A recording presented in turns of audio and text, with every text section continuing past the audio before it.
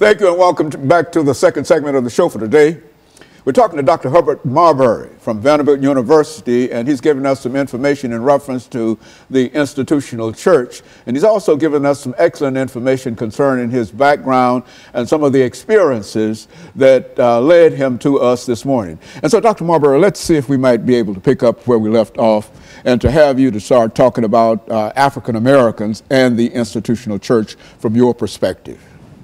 Well, I think what's foundational for the institutional church for African Americans, and perhaps foundational for most churches, but particularly for black churches, is the Bible. You find it in the pulpits. We preach from it. It is our authority for our moral life, and it is for most Christian communities the Word of God. And I tell my students, every time they step into a pulpit in the midst of a community of believers and they speak from the Bible, they are speaking for that community. What is the Word of God?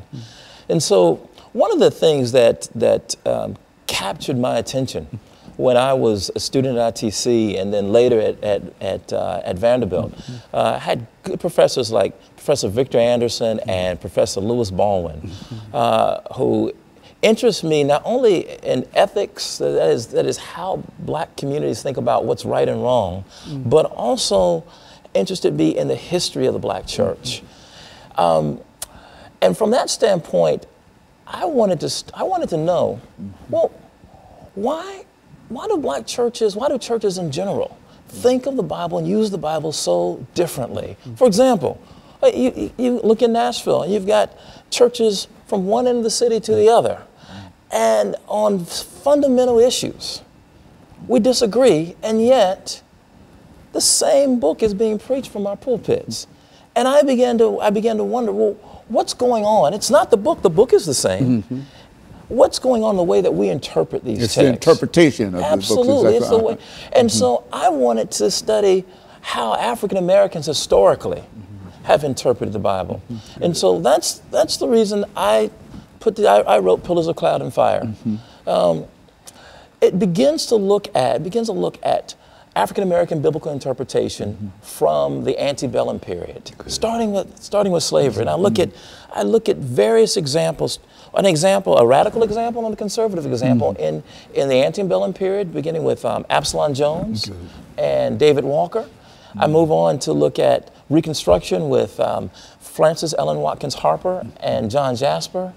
The Harlem Renaissance with Zora Neale Hurston. Then the era of civil rights with Adam Clayton Powell and Martin Luther King Jr. And finally, I look at the era of Black Power with Albert Clegg.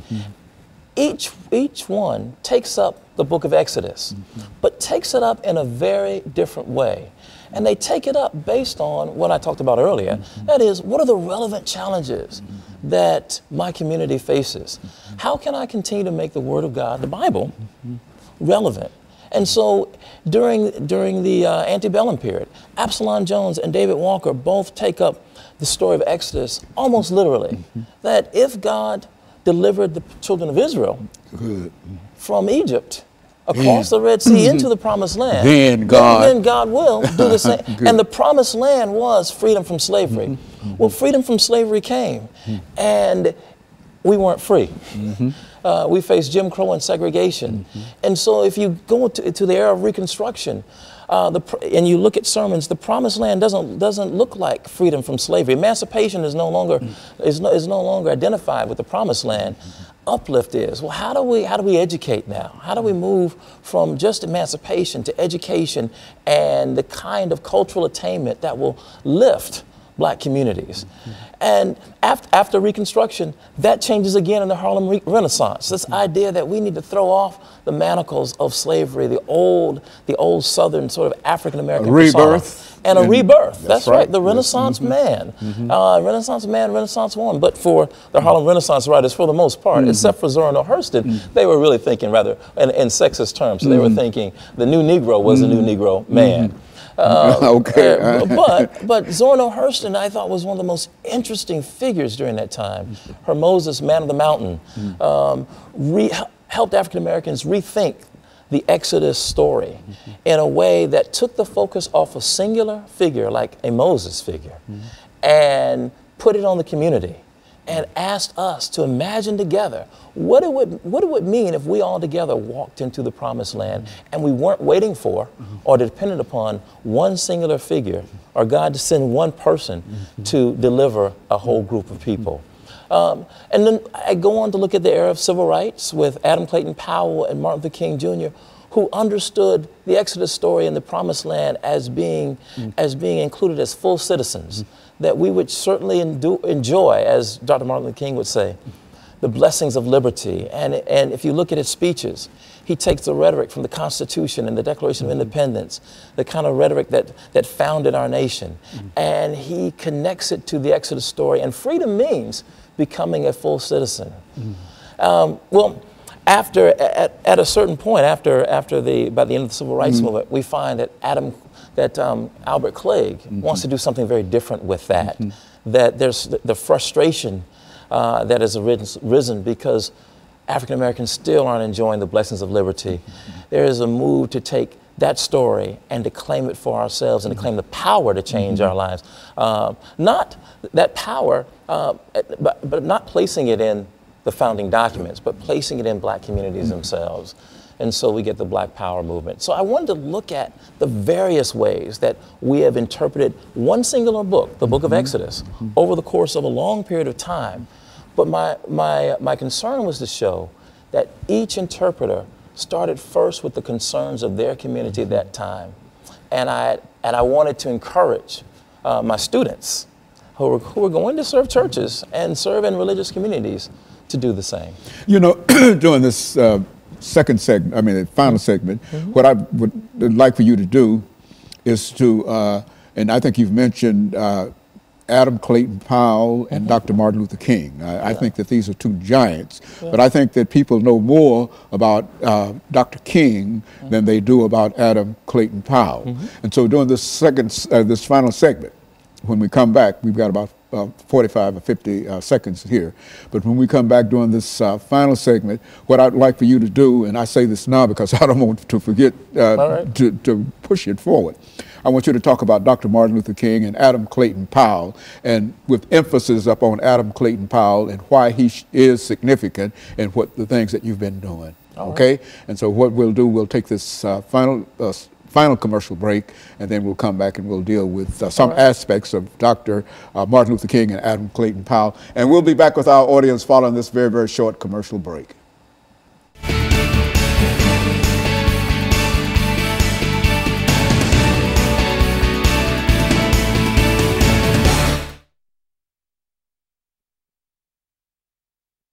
You look like you've been doing this all your life, man. I got no, this is my first time. Oh man, you're good. Because you got the information. That's what makes you good. See, when you have the information, and you can do it. Yeah. See, and so when we come back during this final segment, I'll introduce the show again. But and in case I forget, but what I'd like for you to do is to look at these two personalities within the context of all the things that you've studied about them and writing your book and books and et cetera, and to look and to examine those two individuals, Dr. Martin Luther King and Adam Clayton Powell, and point out whatever the similarities or difficulties and et cetera, whatever you want to talk about. But I think that that would be good to end this, because these are the two most important individuals in terms of contemporary black society and the institutional church, you see. And I'd like to know more about about this myself, you see. And so when we come back, we'll do that. We'll do this. We will have, excuse me, we'll have 10 minutes to do this. I need some water myself. Yeah. Okay, very good. Thank you now. HMarbury8. Yes, that's it. Okay, well, I have to do that every time. See, you're giving us some excellent, and I don't want to make any noise.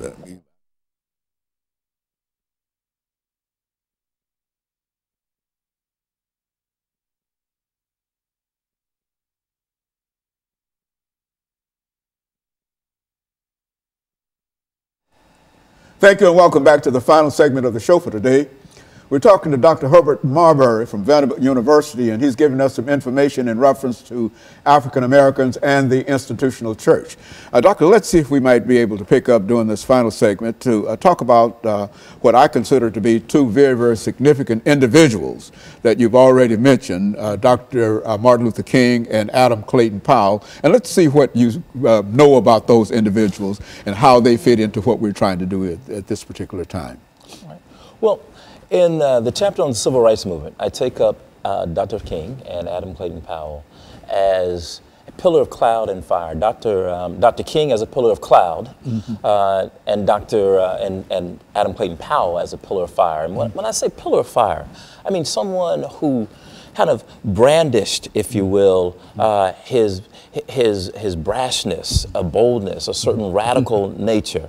Adam Clayton Powell was very clear while he was in Congress that he called himself the baddest Negro in Congress. Yeah, go on. Right. and he flouted the rules.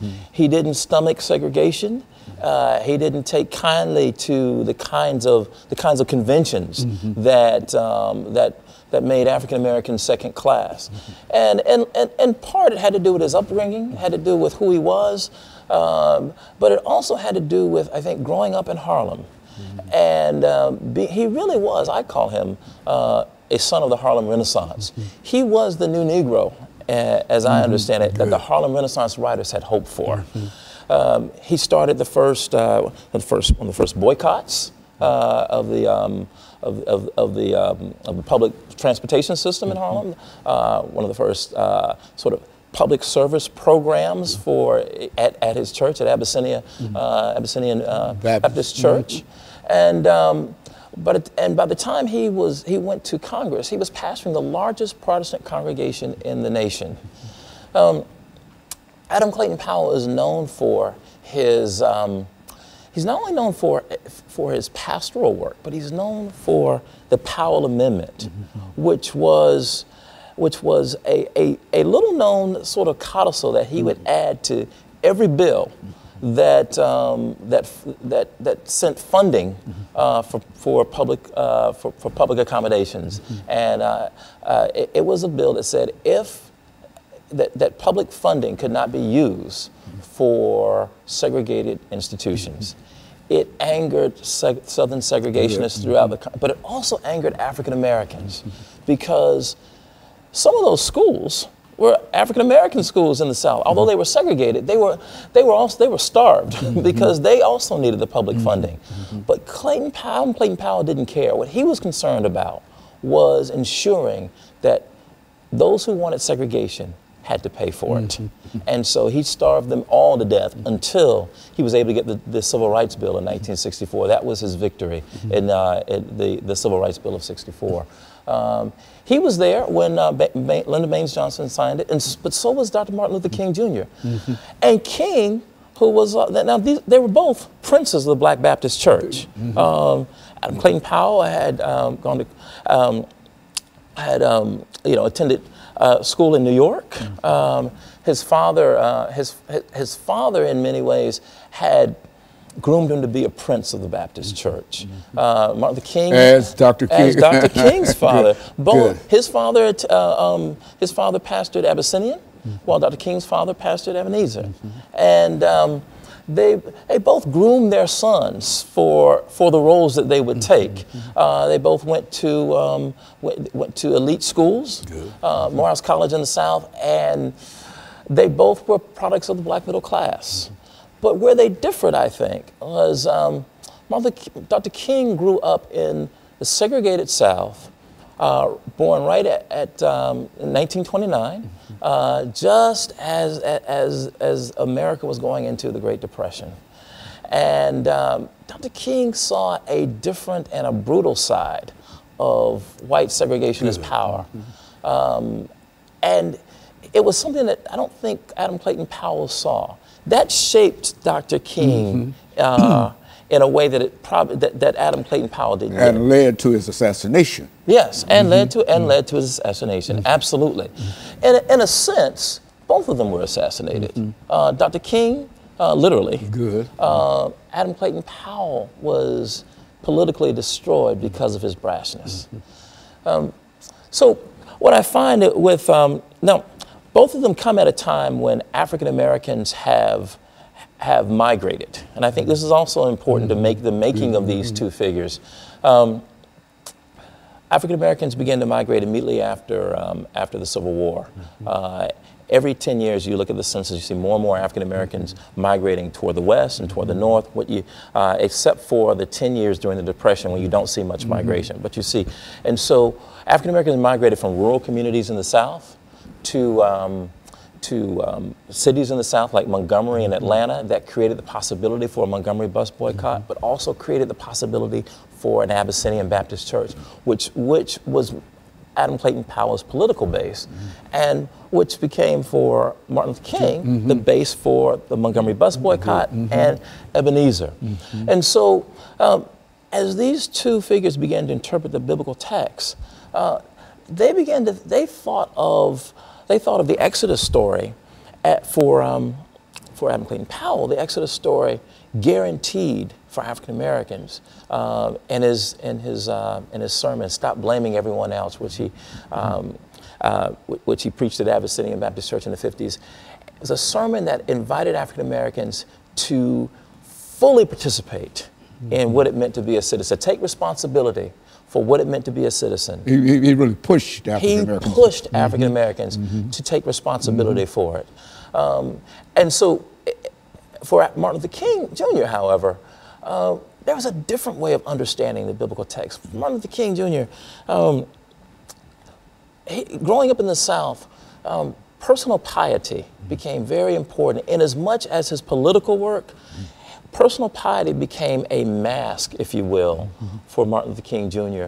He knew that if he was leading African Americans out into the streets to demand full inclusion, he knew how to use the television cameras, how to use the public square, and the way he used it was to lead African Americans into acts of personal piety. That's what I call the pillar of cloud. He masked, in many ways, his real intentions. He would lead them to pray in the streets, to sing songs. And when the television cameras came and they saw African Americans living out some of the, these kind of virtuous virtuous expressions, right? Singing church songs, praying, holding hands, praying for their enemies. Not only was the South was embarrassed, the nation was embarrassed, but they were not only embarrassed domestically, they were embarrassed internationally. And so I call that the pillar of cloud, because just as a cloud kind of blends in seamlessly, Martin Luther King's tactics blended in with the American moral landscape. These were virtues for America.